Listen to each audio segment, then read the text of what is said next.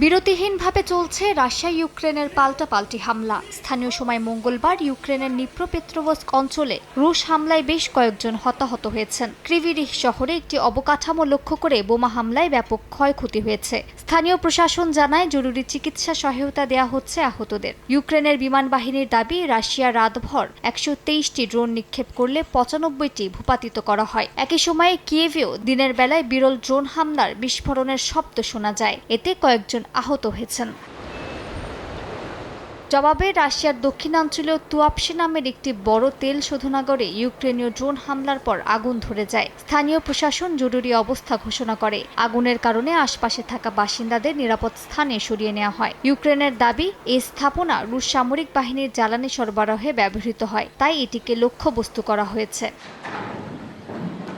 এর মধ্যে রুশ প্রেসিডেন্ট ভ্লাদিমির পুতিন অভিযোগ করেছেন, ইউক্রেন বেসামরিক অবকাঠামো লক্ষ্য করে হামলা বাড়াচ্ছে, যা পরিবেশগত ঝুঁকি তৈরি করতে পারে। তিনি সতর্ক করে বলেন, এ ধরনের হামলা ভবিষ্যতে আরও জটিল পরিস্থিতি তৈরি করতে পারে। একই সঙ্গে ইউক্রেনে ইউরোপীয় ড্রোন সরবরাহ সংঘাতকে আরও উস্কে দিচ্ছে বলে দাবি করেছেন রুশ প্রতিরক্ষা মন্ত্রী।